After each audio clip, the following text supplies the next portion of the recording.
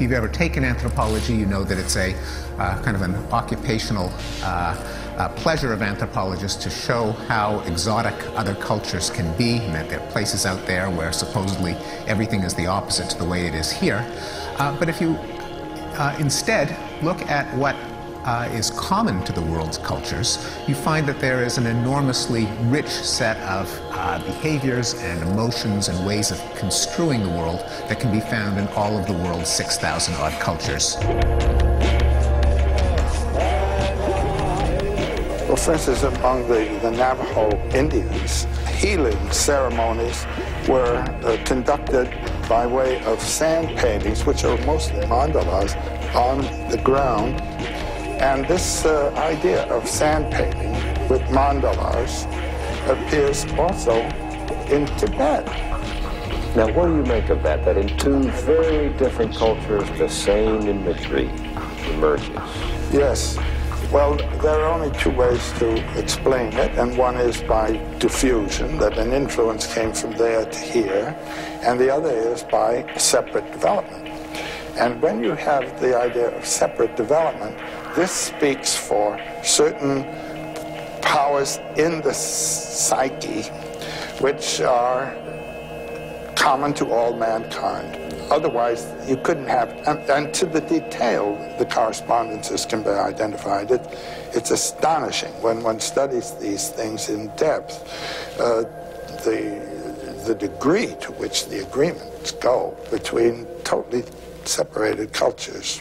That was Carl Jung's idea, which he calls the archetypes of the collective unconscious. What do you mean by archetype? An archetype is a constant form, a basic fundamental form which appears in the works of that person over there and this person over here without connection. And they are expressions of the structure of the human psyche. Archetypes are as yet undefined structures of knowledge, intrinsic to the human psyche, often termed as complexes. Normal complexes develop through experiences, nurturing or debilitating, which form connecting strands of information that are unconsciously linked. Archetypes, however, are not formed through experience. As a person grows, the unconscious mind begins to apply symbols to the archetypes in order to better communicate the information existing in them to the conscious mind. Since these symbols are common to all cultures and peoples, regardless of environmental circumstances, Jung's discovery led him to conclude that this inborn information was not coincidental, but universal. Humanity was tied together by an unseen but intuitively felt network. He also found that only through individuation, the process of awareness and coming to terms with one's own unconscious, could a person understand this collective unconscious. Ironically, only by being psychologically and spiritually free from the collective could one come to understand and appreciate his connection with the greater whole. In ancient alchemy, this was called microcosm and macrocosm, the whole within the whole. This concept has found a place in almost every religion on earth, but its meaning is often suppressed by collectivists, who recognize it as a threat to the centralization of power. Jung's archetypes are tangible proof that humanity is linked together in a great chain by something we do not fully understand, something timeless and universal, which binds the hearts of men together. The emotional need to understand the collective unconscious is what draws us towards collectivism, far more even than the need for survival. Collectivists attempt to distract people away from this very real and pre-existing connection, causing them to feel isolated and out of balance. They then replace the missing connection with a fabrication of their own design, often a social power structure used to dominate the masses.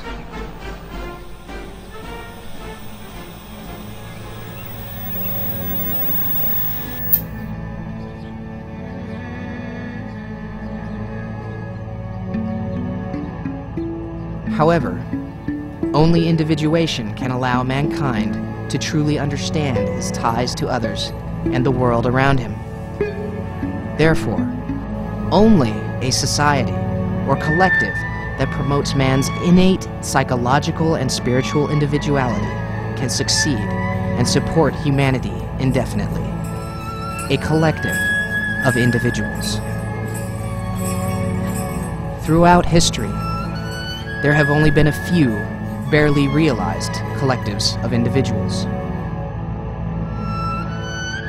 All have been violently wiped out by men who desire a different kind of collective, in which individuality is reserved for the few. The many are wrapped in the bondage of the blank slate mentality, slaves to their environments. And the one, the source of all wisdom and freedom, no longer exists.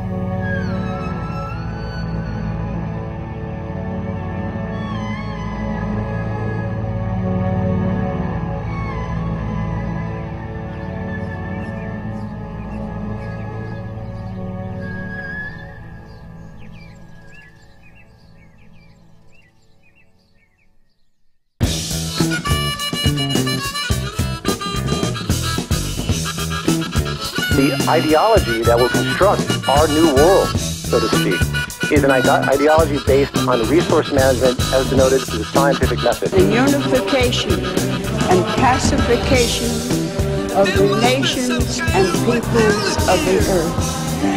Yeah, exactly. You're saying instinct has nothing to do with it. It's imprinting. We need a world peace upheld by a world government. The leaders of the nations, with the consent of the people, should gather together to abolish war and establish world unity. There are no actual human instincts, and I have tons of science to back this up. That education should be universal and compulsory. John, this is happening everywhere in the world.